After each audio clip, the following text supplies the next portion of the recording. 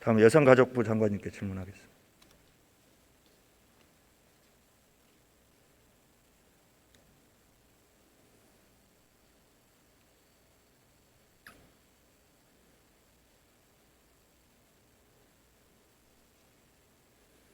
네. 장관님, 혹시 조선여자 근로정신대라고 들어보신 적 있으십니까? 예, 있습니다. 예, 뭐 근로정신대는 일제강점기 강제징용 피해자 중에서 노무동원되었던 여성들을 말합니다. 당시에 이제 그 초등학교를 중심으로 그 공식적으로 동원이 이루어졌기 때문에 아주 어린 그 소녀들이 강제 동원돼서 뭐 군대적인 노동 규율이라든지 굉장히 장시간 노동이라든가 열악한 환경에서 매우 고생하셨던 것으로 알고 있습니다. 당시 이 강제로 끌려갔던 이런 분들이 당시 나이가 13살에서 15살이었습니다. 예, 예, 그렇습니다. 그것도 초등학교 재학 중이거나 갓 졸업한 여학생들. 이렇게 어린 나이의 여학생들을 전시 노동력으로 강제 동원한다고 하는 거. 이건 뭐 지금 생각하면 말할 나위도 없고 당시에 아예로도 금지하고 있었던 소위 중대한 아동인권 범죄입니다. 전시 여성 범죄이기도 하고요.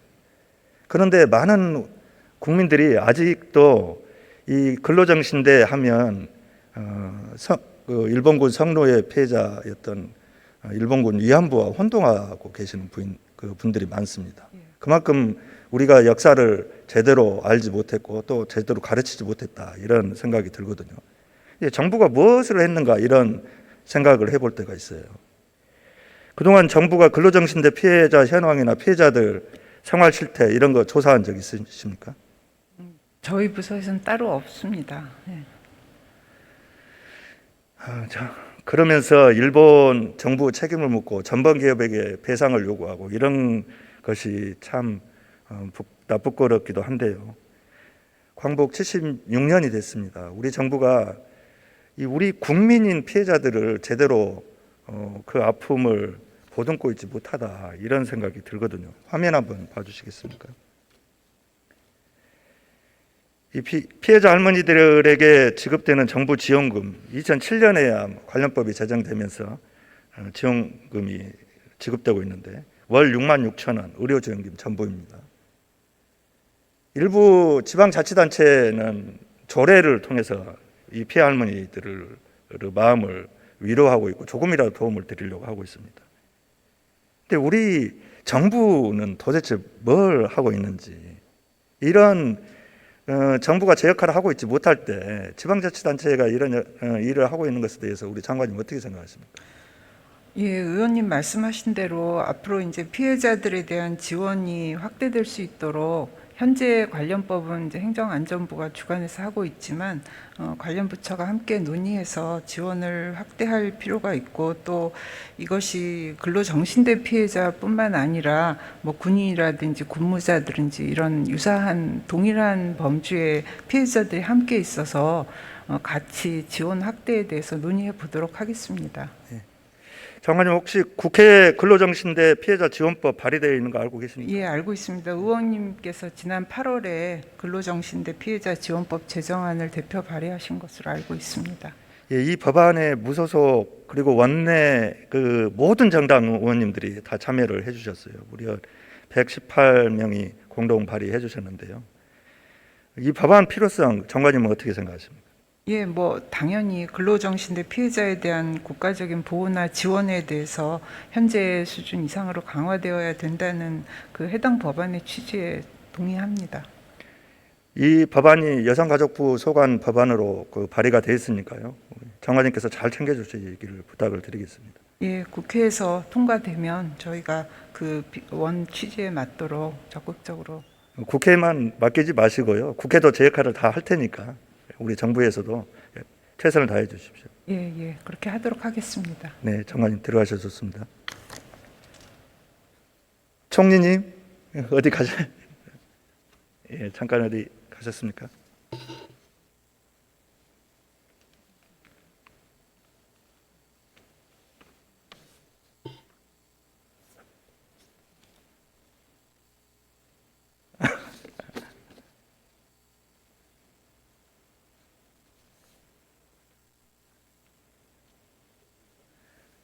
죄송합니다. 아까 계실 때 한꺼번에 네, 해야 네. 되는데. 예. 총리님, 여성가족부 장관 통해서 몇 가지 확인을 했는데요. 예. 혹시 나고야 미쓰비시 조선여자 근로정신대 소송을 지원하는 모임? 예. 예.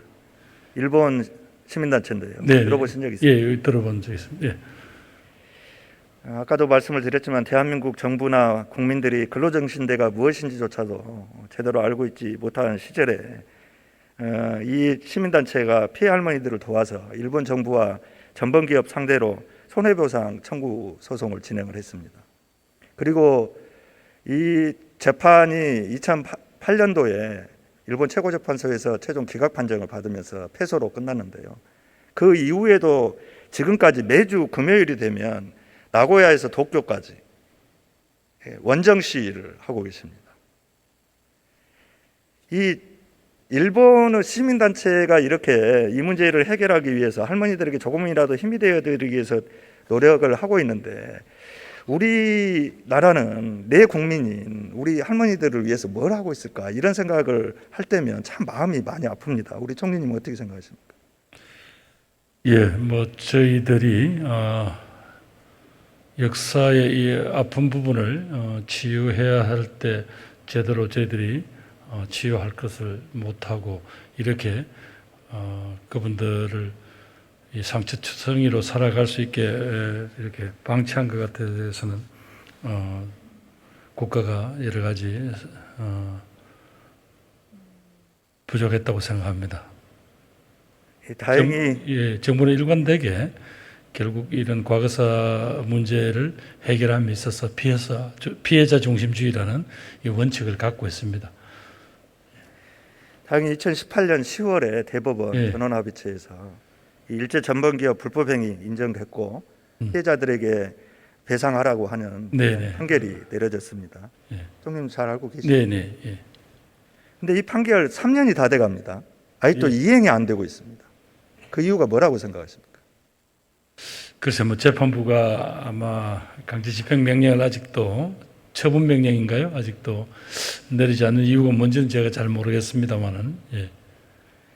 문제는 강제 집행할 수 있는 그런 그 처분이 내려졌음에도 불구하고 이 일본 정부가 조직적으로 정부 차원에서 이걸 가로막고 있고 일본 전범기업이 여기에 대해서 성의를 갖고 있지 않다고 하는 문제가 있습니다. 예, 뭐 하여튼 의원님 제가 보기에는 뭐 일본 정부나 혹은 그 기업들이 어떤 뜻을 갖고 있다고 해서 대한민국 정부나 대한민국 법원이 뭐 거기에서 어떤 그들의 때문에 이 상황을 이렇게 영향을 받아서 어떤 결정을 못 내리고 있다. 그건 의원님 지나친 비약인 것 같고 그건 아닌 것 같고요. 다만 이제 최근 정부는 이제 아까 말씀드린 대로 이 피해자 중심주의를 가져서 과거사에 대한 어떤 이런 부분을 치유하는 것과 함께 또 여전히 한일 관계라는 또 오늘의 국제 정치적인 현실도 있다는 건 또 사실입니다. 예.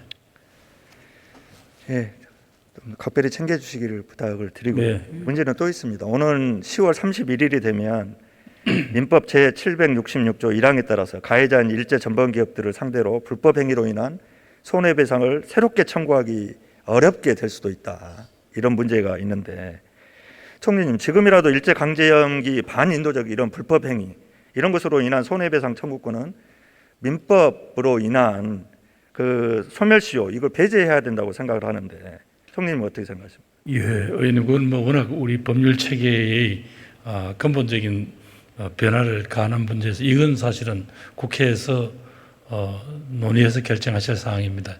뭐 특별법 제정이라도 저는 필요하다고 생각을 하고요. 국회 차원에서도 노력을 할 테지만 우리 정부 차원에서도 적극적으로 이러한 문제에 대해서 의제를 발굴하고 정부 대책을 세워야 되는 거 아니겠습니까?